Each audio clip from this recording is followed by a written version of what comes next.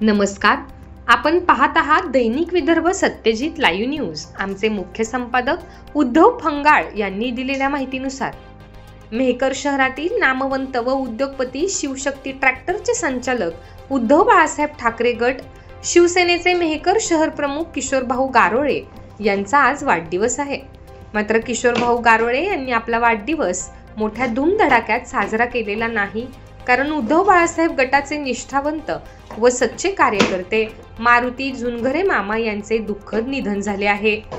त्यामुळे किशोरभाऊ गारोळे यांनी कोणताही गाजावाजा न करता, वाढदिवसाचे बॅनर न लावता व इतर कोणतेही कार्यक्रमाचे आयोजन न करता अगदी साध्या पद्धतीने आपला वाढदिवस साजरा केला आहे.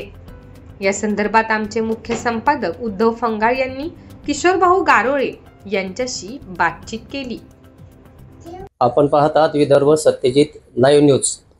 आज आपण निवडणुकीचा कोणताही विषय न घेता सध्याच्या परिस्थितीत म्हणजे आजच्या दिवस मेहकर शहरातील नामवंत उद्योगपती किशोरभाऊ गारोळे यांच्याकडे आलेलो आहोत. किशोरभाऊचं नाव किंवा त्यांची ओळख सांगण्याची गरज शहरात नाही पण जिल्ह्यातही कोणा काही आवश्यकता नाही. यांचं व्यक्तिमत्व हे अष्टपैलू आहे.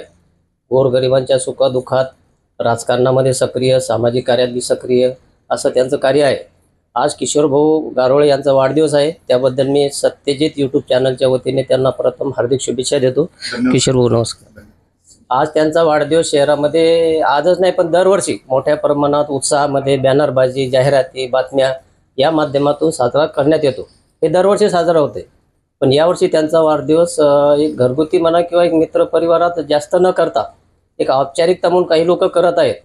कारण शिवसेना उद्धव बाळासाहेब गटाचे एक सच्चे आणि निष्ठावंत त्यांचे जवळचे मित्र आणि कार्यकर्ते मारुती झुनघरे यांचे दुःखद या ठिकाणी काल ते निधन झालं. त्यामुळे आपण किशोरभाऊ यांच्याशी दोन शब्द बोलूया.